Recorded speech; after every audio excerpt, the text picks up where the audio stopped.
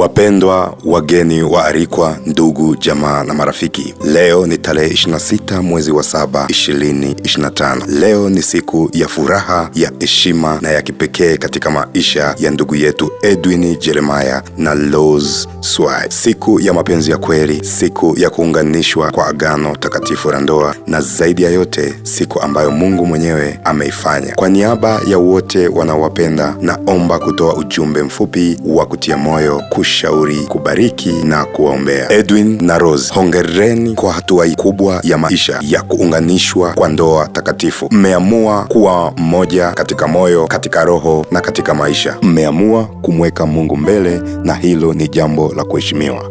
Kwa sababu hiyo, mtu atamwacha babaye na mamaye, ataambatana na mkewe, nao watakuwa mwili mmoja.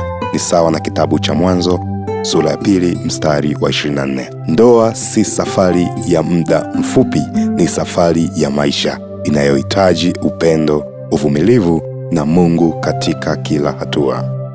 Edwin na Rose, napenda kuwatia moyo na kutoa ushauri kwa mambo 5 muhimu. Jambo la kwanza, mwekeni Mungu mbele kila siku. Ndoa isiyo na maombi ni kama nyumba isiyo na msingi. Jambo la pili, wasilianeni kwa heshima na ukweli. Mawasiliano mazuri huzaa amani. Jambo la tatu, msamehane mara kwa mara.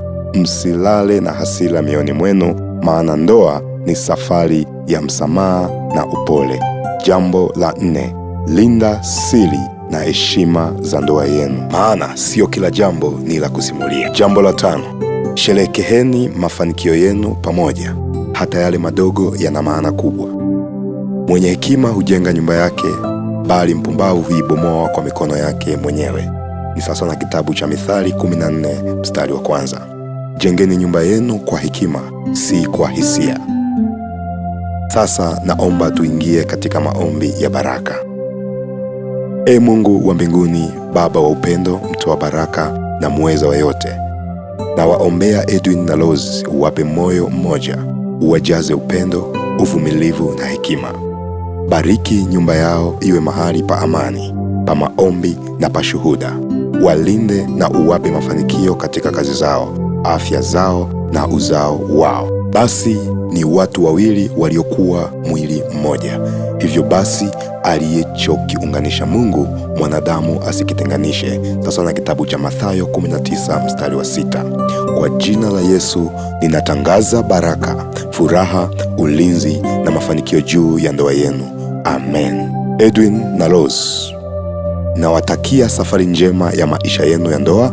Mwenyezi Mungu aende nanyi kila siku, kila hatua, kila maamuzi. Kwa niaba ya familia, jamaa, marafiki na wote tunaowapenda, tunasema ndoa njema yenye baraka na amani isiyo na ukomo. Ujumbe huu umeandaliwa na kutolewa kwa heshima nami Agrippa Muhenga, rafiki na kipenzi wa familia yenu na mtumishi wa Mungu.